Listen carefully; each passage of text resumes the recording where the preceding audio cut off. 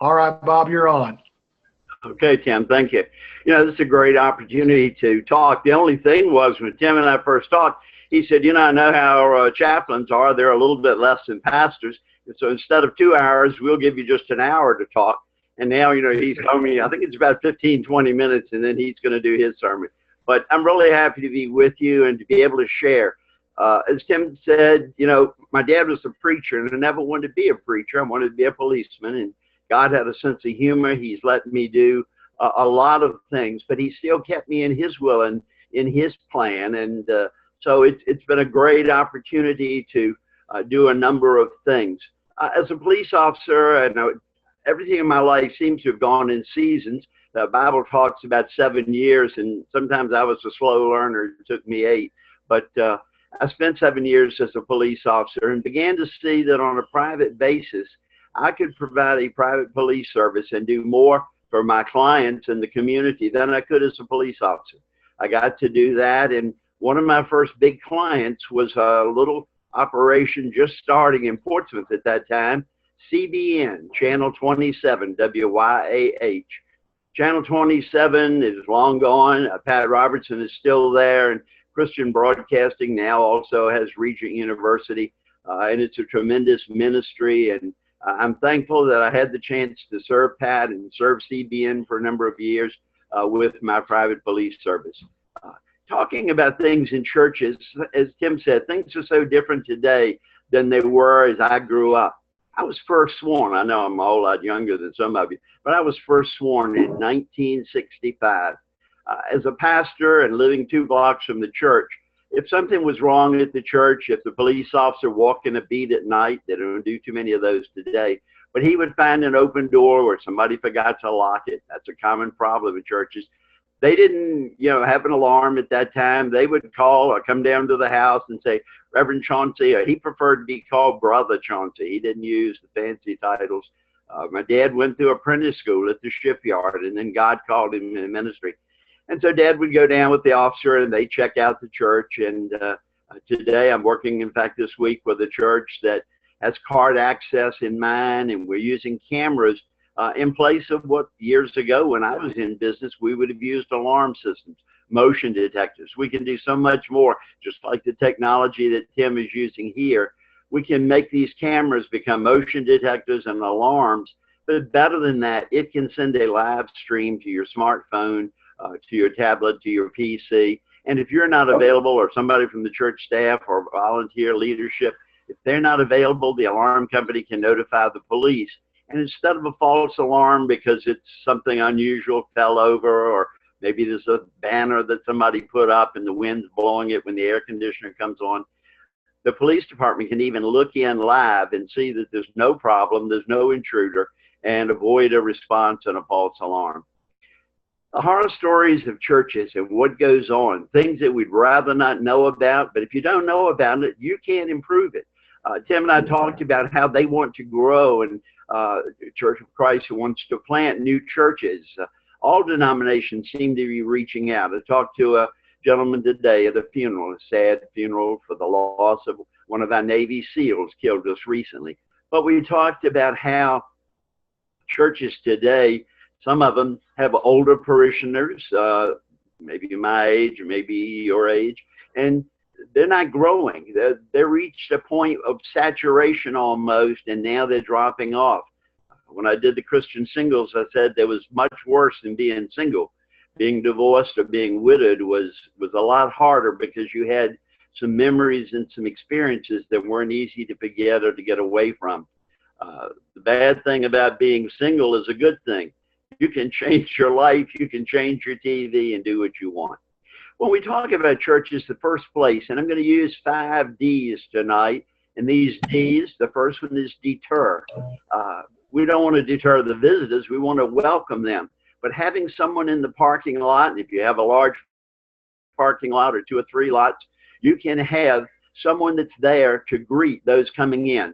A visitor may have just driven by the church today or another day, and he's seen it and decided that he wanted to come and visit with you, have fellowship. He doesn't know how to get in the building. He doesn't know where to go if he's coming for Bible study or life groups or Sunday school, the old word that we use. he doesn't know where to go. So having a greeter in the parking lot, putting them in a traffic vest, a day glow, a high vis type shirt, something to make them stand out, that's going to deter a problem. If a burglar has ever come into your neighborhood and you ever had a chance to talk with them, they would tell you that if there's two homes and one has an alarm system sign and the other one doesn't, they're going to pick the one that does not have the sign because they don't want to have a problem. So that greeter can help visitors and welcome them into the church, but he can deter the problems. You know, one of the most important things, and Jesus talked about the little children and let them come unto him. Most every church is going to have a child's or children's department. They're going to have a place that children should feel safe as they begin to learn about Christ and learn about religion at a very young age. Mom and dad come in, they drop the child off, then they go to their Bible study or their life group. Then after that, they may go to church, and the visitors may do the same thing. I had one couple tell me they visited two churches, and in both churches, they were turned off right at the very beginning because of the greeter in the children's area. The person there was very sloppy, the first one, in checking the child in. They didn't feel comfortable. In fact, they did not leave the child in there. They sat in the foyer of the church and listened to the service because they didn't want the child to disrupt the service. The second one, they put a little tag on them and they did that. But again, there wasn't a real feeling of security in that child section. So we encourage you, and I'm going to talk in a bit about a ministry team. Churches have a lot of ministries, and there are two that are very important that too many churches don't have. But if you have a children's area, you want to be able to take care of them. And one way of doing it is to detect a suspicious person, a problem, before it becomes a major issue. If somebody doesn't really look just right, they don't have a child, but they want to look around the children's area, get to know a little bit more before you show them too much. If you have a check-in system, there's some new programs now, and churches are using a computer terminal to log in a child. That's a great way of doing it. But that takes a lot of time if you've got a large Sunday school department, a large children's area. And to avoid that delay with the technology and smartphones today, as you leave home, you can start the process on your smartphone to log your child in. Later, I'll give you an email address. It's pretty simple: churchsecurityinstitute@gmail.com. 3 words, Church Security Institute. And we can send you more information, be happy to answer any questions, or contact Tim and Waypoint, and they will address them, or they'll share them with me, and we'll get back with you. But take care of those children, because they are the part of the learning and growing in a church that you really need. We've talked about deterring and detecting, but now we want to talk about a problem that's come up. Maybe it started in the parking lot when somebody just looked unusual. They were not friendly talking to the greeter. They acted suspicious. An 80-degree day like we had here recently, and they've got on a overcoat with a hood and a backpack. You know, 80 degrees and a hood and an overcoat just does not look right. Not saying there's anything wrong with it, but that's something that brings up a feeling of uncomfortableness. So before they get into the facility, we want to try to delay them and talk to them. If we can't, then we want to be able to contact somebody inside the church and see if they can't meet this person at the door.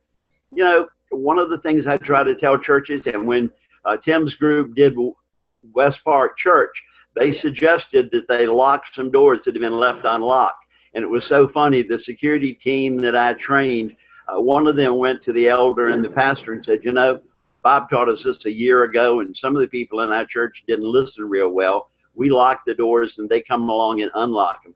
And Waypoint has just told us we need to close and lock unnecessary doors after the services start. Have one door, one main entrance, or 2 if you have to, and keep somebody there. You had a greeter in the parking lot. You had a greeter at the door when they came in. But 5 minutes after the service starts, everybody's gone and the foyer is empty. That's not a real good sign for the person coming in to visit, or for the perpetrator who may try to come in, a predator that is going to see you as a soft target. He can steal maybe laptops from an office or a computer terminal, Musical instruments are a big theft item in churches today. Not when the service is going on, of course, but the other times, your musical instruments, your audio-visual equipment, that's a high ticket item for them. But if we talk to that person in the parking lot and he becomes suspicious, then we want to delay him getting inside the building. We'd alert the front door to let them know. But if there are a couple of the ministry team inside, we'd like for them to come out and join us because there's safety in numbers. You know, the Bible says 2 or more go to confront someone if there's a question. Excuse me. So 2 or 3 people are going to deter a whole lot better than just one. By delaying, you may also need to call the police to get them rolling your way. People talk about, oh, the police have a responsibility. Well, the Supreme Court says they have no responsibility or liability to protect you. Their job is to investigate crimes and try to arrest the perpetrators. So don't count on that automatically as being somebody that's going to be there to protect you. The other thing is, and an average police response time can be 5 to 8 minutes in some occasions. In others, it can be anywhere from 10 to 15 minutes. It depends on what's going on. If there's 2 or 3 things happening in that zone or in other areas, there may not be a police car available. What I teach you as part of the safety ministry, and that's the first ministry I want to talk about. In the safety ministry, it can be first aid, it can be a medical emergency, a stroke, a heart attack, it can be a cut in the kitchen, it could be a child, an adult falling down the steps. There are things that happen in that safety ministry, trained in first aid, being responsible, having a first aid kit, and in most churches today, having an AED, an automatic defibrillator for heart attacks. You can't have the heart attack and everybody panics in the sanctuary and jumping up and gathering around. That doesn't help. You need air around that person that's gone down. They may have low sugar and maybe diabetic. It could just be they're overheated with excitement from the sermon, any number of things, but they need air, and you need a plan. Part of the church ministry is to have plans on what you're going to do, whether it's giving, whether it's reaching out into the community to grow the church. Safety should be the same way. You've got a plan. Who's going to do what? How's it going to be done? And that way you're being the good steward that God has called us to be. You know, God guides and provides people to your church. The pastor is the shepherd, and the shepherd's job is to protect the flock, provide for and protect the flock. I had one pastor say, I don't want to lock any doors because we want the lost to be able to come in, and you know, we want an open door policy that anybody can come at any time. And I said, well, Pastor, when you left home this morning, did you lock your house? Oh, certainly I did, Bob. Did you lock your car when you parked it in the parking lot? Well, of course I did that too. What are you asking? If you trust God and you locked your house and you locked your car, maybe you should lock the church a little bit too. Don't lock it totally. You know, we want people to come and to find salvation. We want them to get to know the Lord, to accept him as their Savior. But if they don't live to accept him, you've got a real problem. You can preach the best sermon in the world, but if they die before they make that decision, then they're still lost. So locking doors and having somebody at the door that is open to greet them, to show them around. I'm sure Tim has seen it. I've gone in many a church 5 or 10 minutes after the service starts, and it's wide open. I can go just about anywhere I want. Yep. After we talk about the facility and protecting it at night and after the services are gone, having someone to oversee it while the services are going on, that's the part of the facility that is most important, where people come and go. Another area that's most important, and obviously it's necessary for any program, any church to survive, and that's the giving area, the finances. You know, I had one church, oh, well, we're not worried if somebody were to steal the offering, that's no big deal. People will just rewrite their check and they'll give it to us next Sunday or whatever. And I said, you know, in the old days, it was all cash, or occasionally a check or two, I guess. Today, churches are finding that there are more checks than cash. Some still get a lot of cash.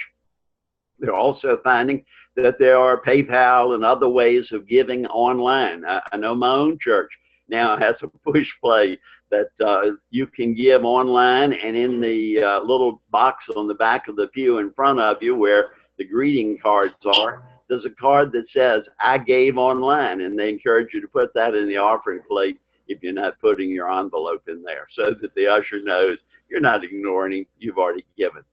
Finances are important. After you collect that offering, getting it back to the office or the area that you're going to count or put it away, that's equally important. Some churches, I've seen them, they'll go out a side door and walk all the way around the building to come in another door. They're setting themselves up for a robbery in the parking lot. But if you've counted the money, or if you're not going to count it today, someone will count it on staff Monday, have a drop safe, have a place you can put that money. Yes, somebody can rewrite a check for you, but you won't know who put a check in the offering plate to ask them to rewrite it. And it may be 2-3 weeks, 2-3 months before they realize their check didn't clear and they didn't hear that you got robbed. In the meantime, you've done without that money, and that's not real good for the church to be responsible to pay its bills.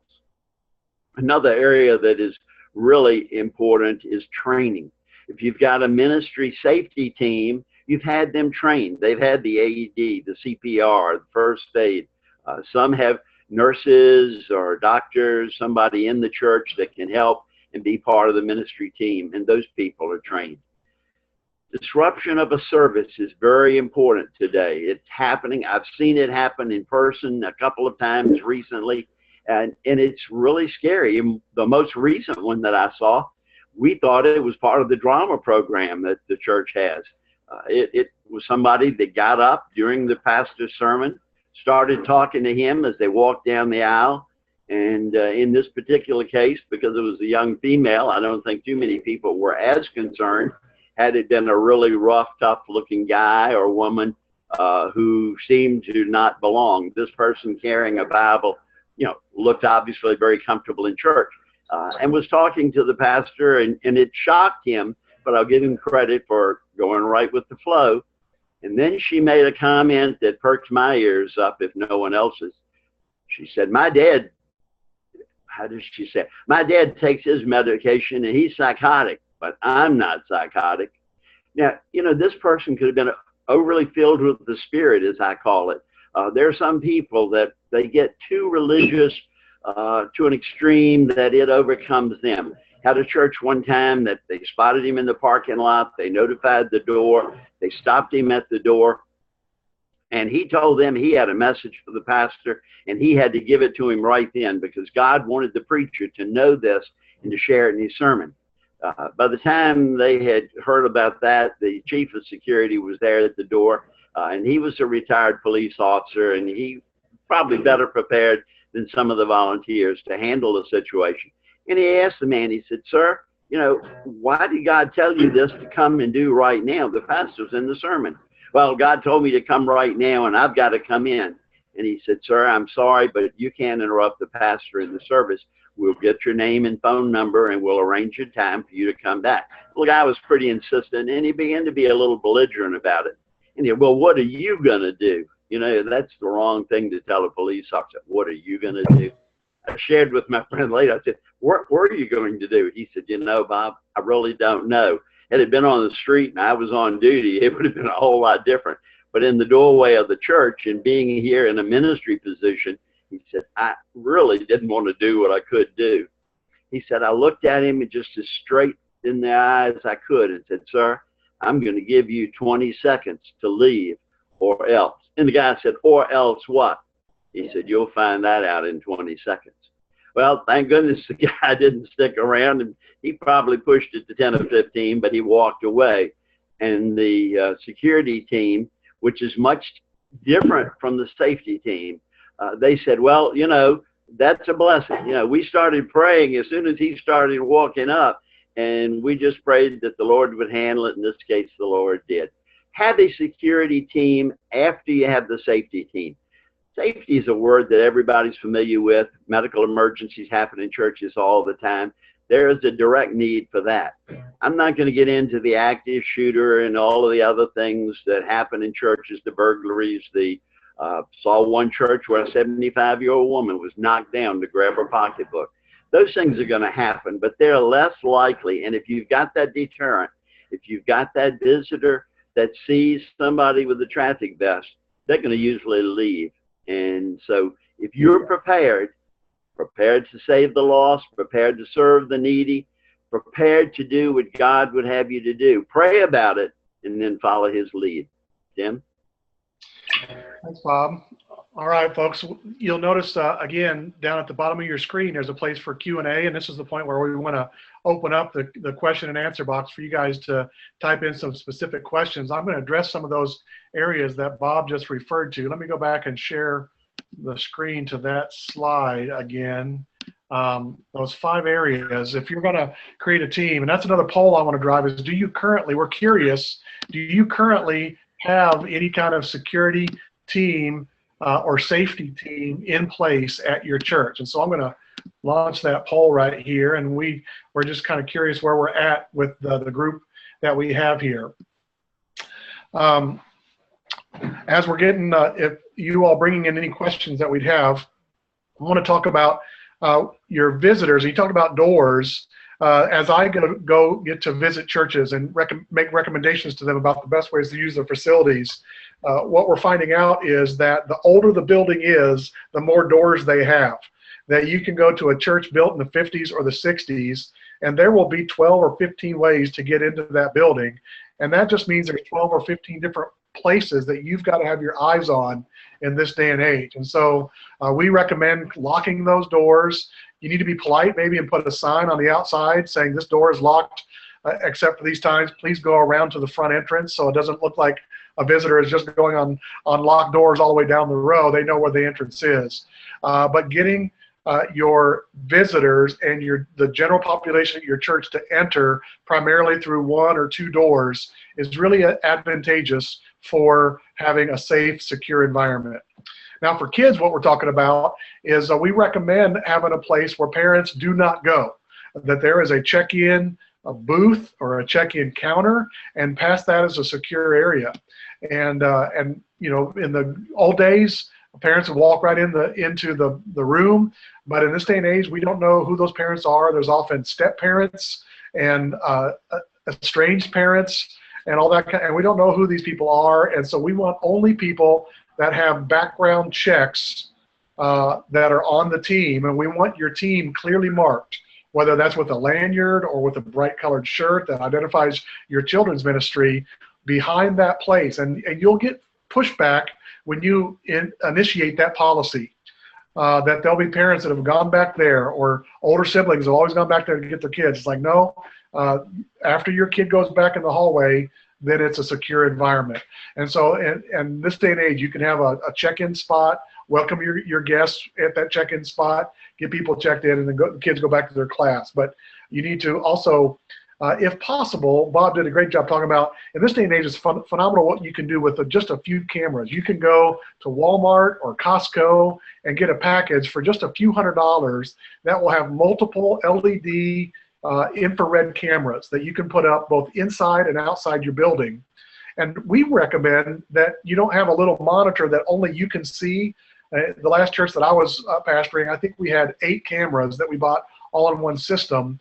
But we turned the monitor around so that parents walking up to the children's area could see that we were monitoring all the hallways, both directions, all the exits, both directions, so that they got a sense that we were keeping the place secure.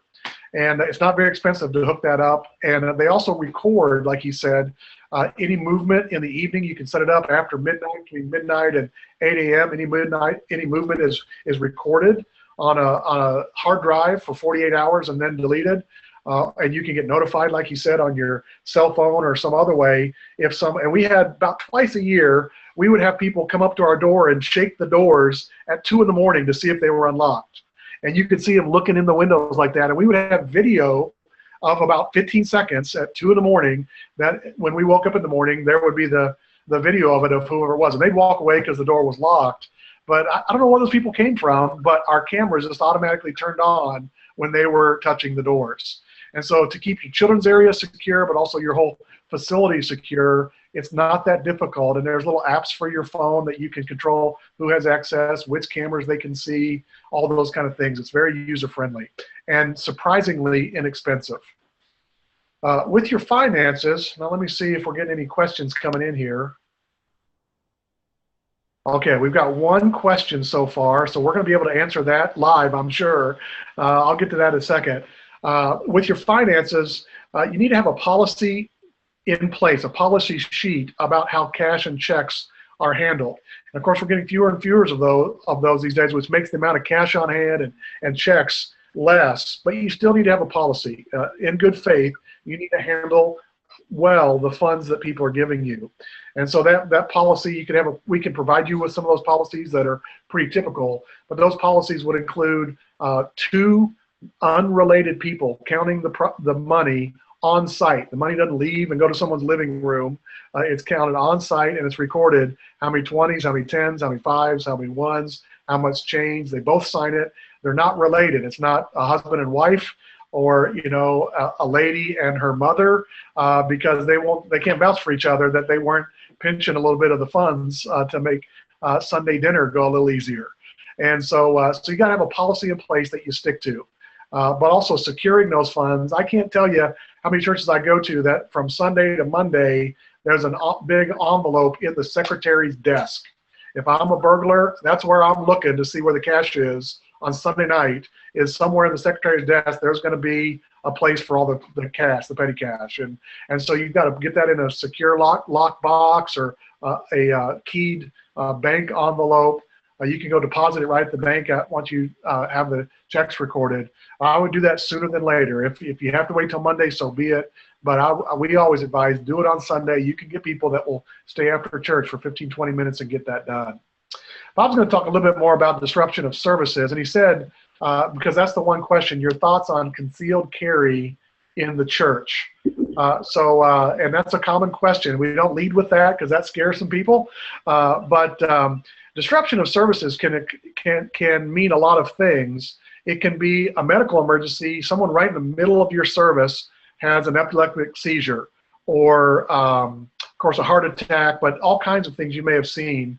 But also someone that wants to disrupt the service, wants to disrupt the pastor, create a scene, any kind of thing. The question is do you have a group of people with a plan?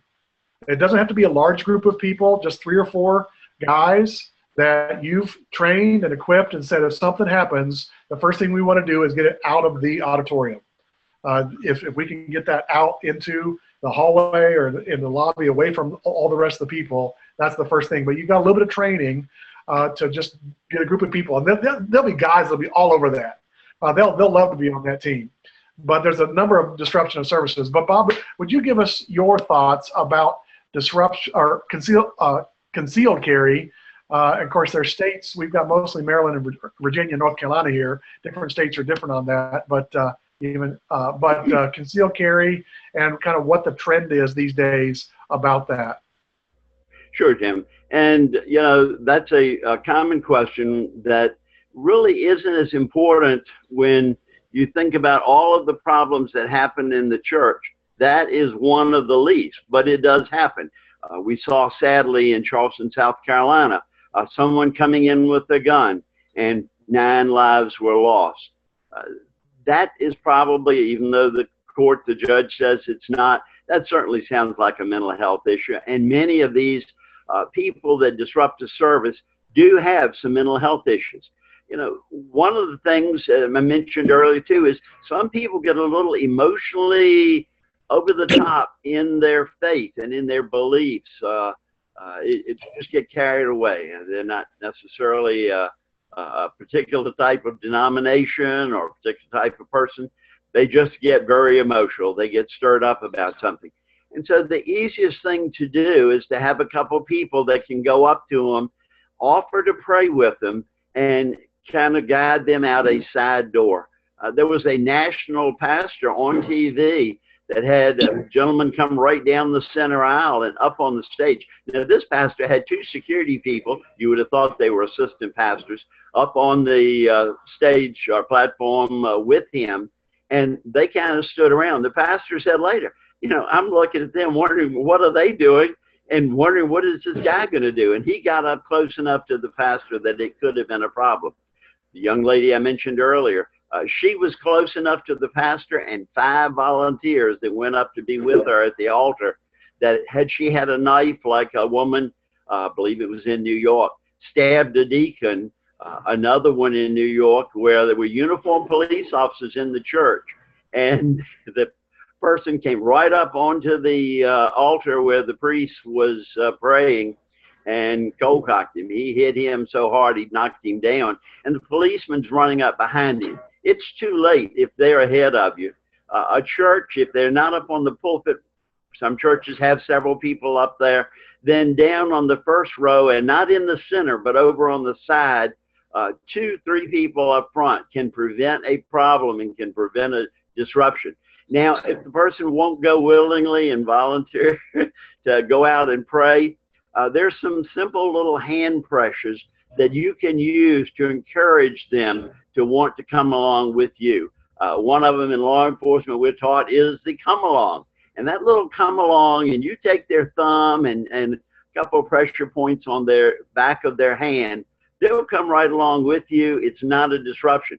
The national minister, the security people finally grabbed this guy, and instead of taking him out of the side door where the pastor comes in and out at times, or taking him down off the pulpit area and out that side door, they marched him right out the center aisle. He came down, and that was so foolish, because had he broken free or had he had a weapon, he could have hurt somebody there. I had one church tell me they weren't worried about somebody with a gun because they had an FBI agent that was in their church, and he was going to be in the choir, and his gun would be under his robe.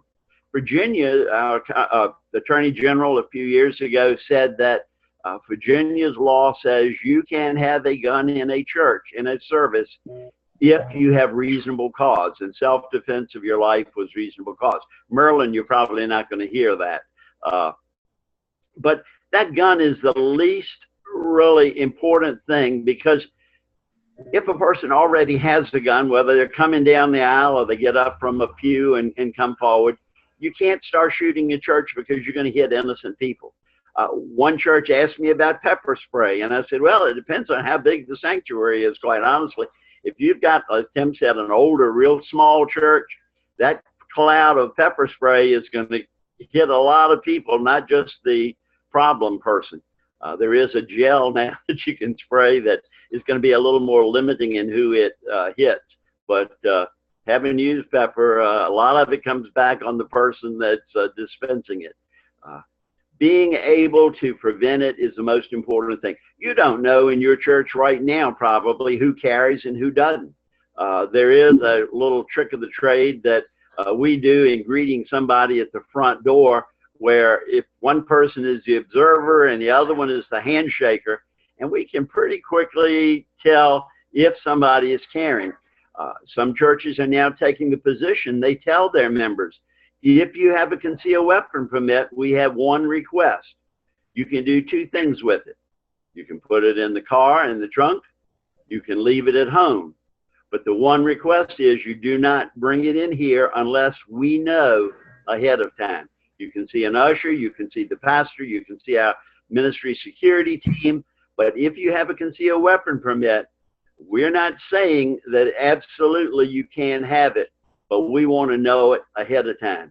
And if you do not honor our request that you do not bring it in or tell us about it first, then we're going to tell you, and you can do this under Virginia law, Code of Virginia, you tell them that they are not obeying your policy, they are trespassing, and they must leave and cannot return until you give them permission. Somebody said, oh my goodness, you can't ask somebody to get out of the church. Oh yes, you can, and you're better to do that than to have a problem. A gun is the last use of force that you can do. There are other things that we can talk about privately that you can use, like I say, a simple pat them on the shoulder, try to talk to them. In another state, there was just recently a murder in the church during the beginning of the service, where a young man in his 20s came, sat down in a seat. You know how some churches are, the regular member comes and wants to sit in their seat. The young man told him, it must not be your seat because I'm sitting in it. Man got a little disturbed. He goes out in the hall and he's trying to find the deacon to talk to him. But another member of the church heard it, and he decided to take it upon himself. He goes in, confronts the young man, tells him he can't sit there at somebody else's seat. Very quickly, the young man stands up, punches him, and when he did that, the member pulls the concealed weapon, shoots the young man, and kills him. The court has now decided that he's committed a murder, homicide, if you want to use the other term. But it was a intent to kill when he pulled that gun and pulled that trigger. So, you know, if it was a life or death matter and somebody is harming to the point of costing the life of another person or your own life, then that's a different story. But normally you can't do it. One question, Tim, that I've had people ask me is, well, we can't afford to hire off-duty or hire security officers. You probably have people in your church that have experience and a background, military, law enforcement, private security. They've got training and skills. The same thing for your safety team. You've got people that would love to volunteer, but don't just put out a notice that we need some members for the security team. You want to recruit selectively. You select who you want to ask. I suggest you start with the safety team, let them serve there. Don't even have the security team until you got safety in progress. And then you can pick the ones you can trust, whose temperament, whose personalities will do a good job. Again, we want to serve the Lord. We don't want to disrupt those that are coming to be served. Let me interrupt you, and if you would clarify for us one more time. I'm not sure this was clear, the difference between a safety team that you'd have first and a security team, a safety ministry that you would have first, and then a security team that you would have second. Explain that a little bit better for us. Okay, and I do call the security a ministry also. Some will say a security team. At a church the other day, they call theirs the tower team. The safety ministry is less offensive to members that are not used to having anybody tell them what to do.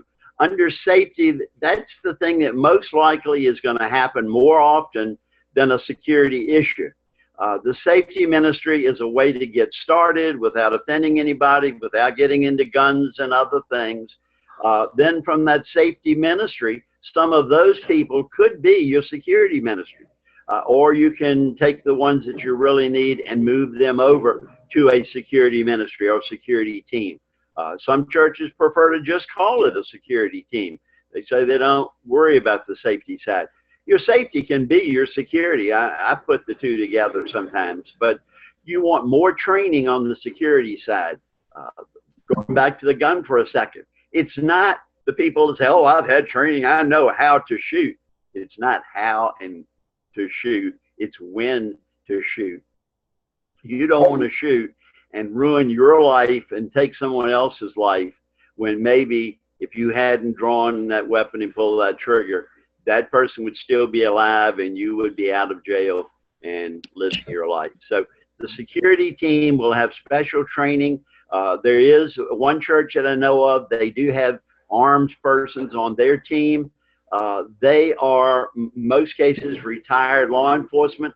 There is a provision in the federal and in state law that a retired law enforcement person can carry a gun under that retired status, and they have had special training. In fact, one church, although they've got their own liability insurance that covers specifically their safety and their security ministry, they make the person be responsible and have their own liability insurance policy that protects the church.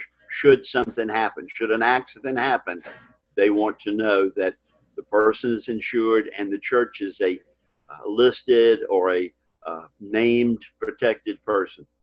All right, that may answer one of the questions that just came in that said, you know, shoulder pads and come along techniques all require physical contact. And wouldn't any physical contact leave the church open for liability in regards to physical assault cases? Yeah. You want to answer that? Or do you want me to do? Well, yes, it does. You know, the law is very strong on some things, and there is liability for what you do. But at the same time, God is going to judge you on what you do and what you don't do. And if someone is going to harm you or harm someone else, you know, and you do nothing, there's a liability for doing nothing, just like there's a liability for doing something. Virginia has a Good Samaritan law that you can help somebody that is having a medical emergency and you try to assist them, and if something happens, you're protected. There is a citizen's arrest provision in Virginia law. We don't like to use it, but if it came down to it, if there's a crime being committed in your presence, and especially if it's a crime that's going to injure, harm you, or injure, harm, or kill another, you have a certain obligation and a duty to do something to prevent that loss of life, to prevent that industry. You've got to be physically fit to do some of it, sure. That's why you're right. I try not to talk about what you've got to do, but at the same time, I want to recognize, and can you honestly say that you could sit back later and you let someone die because you were worried that you might cause a liability? Well, if you could have stopped them, you may have the liability for doing nothing. Yeah, all right. We got another question here that a person said that they've heard that active duty law enforcement personnel is prevented from serving on an official church security team. Do you know if that's true or not, particularly in Virginia, North Carolina? Well, there's no law, I don't think, on that directly. That comes under the city or the county's policy for off-duty. If they're a law enforcement officer and they are simply a member of the church and they're acting in their capacity as a law enforcement officer and a member of the church, they're not a hired person, they can do whatever is necessary because the law holds them to be on duty 24/7, and if a crime's being committed in their presence, they can act on it. There are some departments that make a person applying for part-time work get permission, list the location, the hours, the duties, responsibilities. So you really would need to talk to your police chief or your sheriff.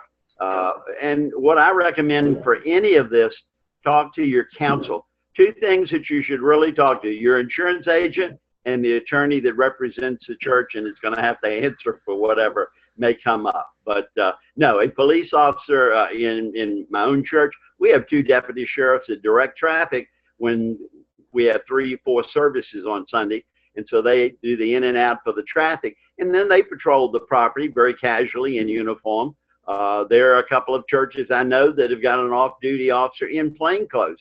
They didn't want a uniform walking around the church, but they did want a security level that was greater than just a church member. And so they hire an off-duty.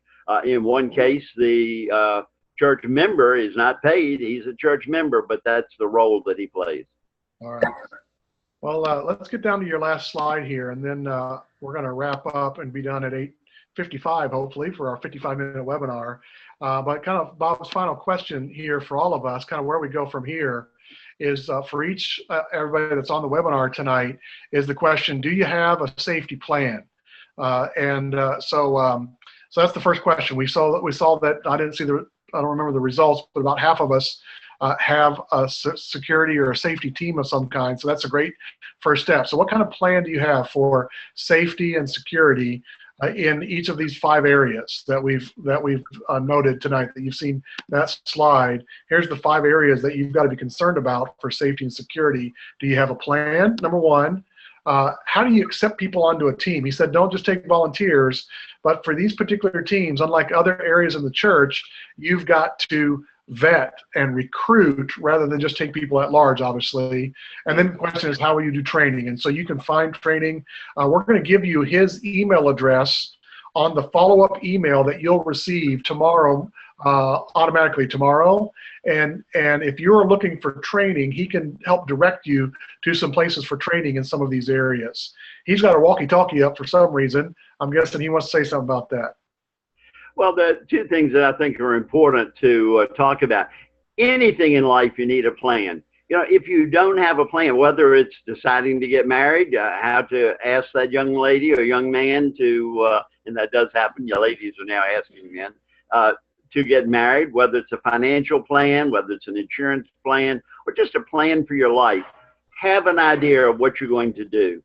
Communication is the most important thing. And I just used, the walkie-talkie. Some churches have nothing. Some will use the cell phones. Those are not too quick and direct. A small walkie-talkie is relatively inexpensive today. You use an earbud that nobody sees that you've got it, or if they do, they think you with the Secret Service. It must be some dignitary or official there. But communication with your members, communication with your team. You don't want to just take anybody on those teams because it is a position of responsibility. Hopefully you wouldn't take anybody, as Tim said, and just put them into your children's ministry or your youth ministry or your singles ministry. Background checks are common in churches today, checking in children. You know, one of the biggest problems that happens is the happy couple with their little baby and 5 or 6 years old, and the couple are now not as happy, and they don't want anybody in church to know it, but they've separated, and they may be getting ready to go through a divorce. Well, mom drops off Junior there at church and Sunday school in the children's department. She goes on to her class. Dad knows where the child is because they dropped him together every year, every Sunday. And so Dad comes in, the Sunday school workers, they recognize Dad. They give little Junior to Dad, and Dad goes off with the child. When Mom comes back to pick up the child, there's a real panic. Now, do you have a way of accounting for your children and knowing that the person that dropped them off is the same person that's coming back to get them? There is training. We recommend that you have a plan.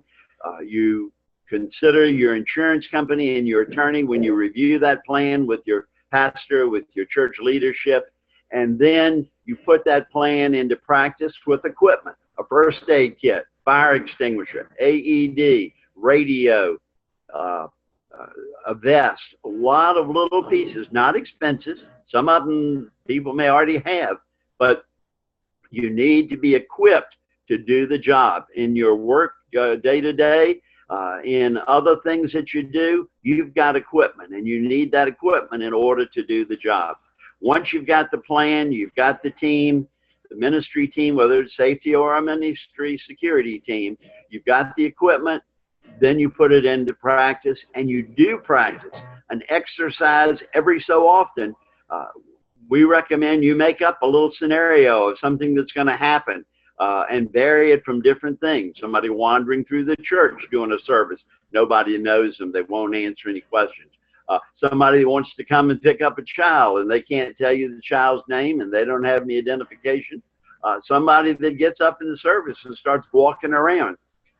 With a local police department, we did a church security seminar recently, and a person walked into the room while the program was going on, and he didn't seem too improperly dressed, but he was a little unusual, and he was just strange. Talked to himself a little bit, and some of us do that anyway, but after a couple of minutes, everybody in the audience started looking at him, wondering what was going on. And then the presenter said, "This is Detective so-and-so, and we just wanted you to know this is what can happen, and you need to be alert and observant to see it." All right. Bob, our time's about up. I'm going to launch this last poll as we kind of close up shop tonight, asking folks of the 5 topics that we've addressed tonight, kind of visitor safety. This says visitor safety, but it's visitor safety would be a topic, or children's ministry safety policies and security policies, facility safety and security, church finances, or disruption of services. Which one would you like to hear more information about? I would tell you that one of the services that Waypoint provides to established churches is to do comprehensive facility evaluations. We'll come in, we do this about 2-3 times a year for churches that ask for it. We'll come in and do about a 20 to 25 page report on the best way to use your facility. Your most expensive asset is your facility to accomplish your mission as a church, but also we look for best ways for security, policies for security and safety. And just about every church we go to, and I'll just, as one example, we find unsecured chemicals like under the kitchen sink. And if you've got 3- and 4-year-olds running around after church and there's chemicals under the kitchen sink, that's just not safe. And so we'll look around and from those kind of lenses tell you what we find around the building, among other things. So if that's something that you or your church would be interested in, you can contact us about that, and we'd love to serve your church in that way. So we've got this poll running now. And again, we want to thank, I'm going to hit this here and hit share screen if I can do that properly. But we want to thank Mid-Atlantic Christian University for being our sponsor for our whole webinar platform, and they're helping us do this and so we're thankful for that. Also, one of the things I want to tell you about is this webinar is free.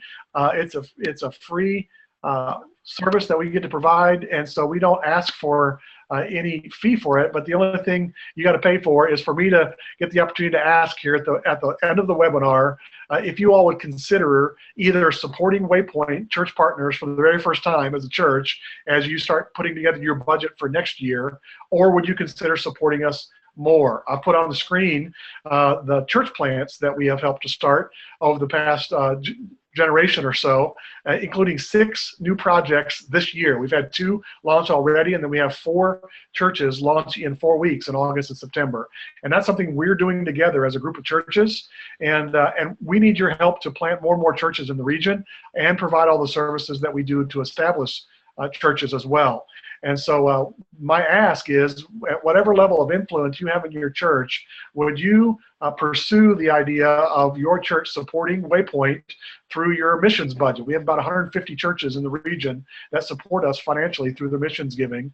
Or if you're one of those 150 churches, would you consider increasing it so that we can do more and more services to establish churches and start more and more churches every year? So our time is up. We're going to send you a follow-up email with Bob's contact information. So if you've got some questions about that, we did answer the open questions that we had here. So we've had a good 57 minutes here this evening. And so we're glad that you joined us. I'm hoping that you are able to join our very next webinar, which is coming up in 1 month. Let's see if I can get to that without killing myself here. But it is a prayer ministry seminar, where if you're going to start or support a prayer ministry at your church, there we go. And Neil Wheeler, who is an expert on that on our staff, is going to be leading that on, here it is, Monday, June 19th, 7 p.m. And so there'll be a link to that event on your follow-up email that you get tomorrow. And we would love for you to forward that. If that's not kind of your area at church that you oversee or are passionate about, if you could forward that email with that link to the person or the people in your church that are really passionate about covering everything that happens at your church in prayer and having a team to do that, we would really covet you getting that to the right person. So thanks again for your time tonight, and we hope that we'd see many of you or people at your church at our next webinar on June 19th. Have a good night and have a great week. Thank you very much. God bless you.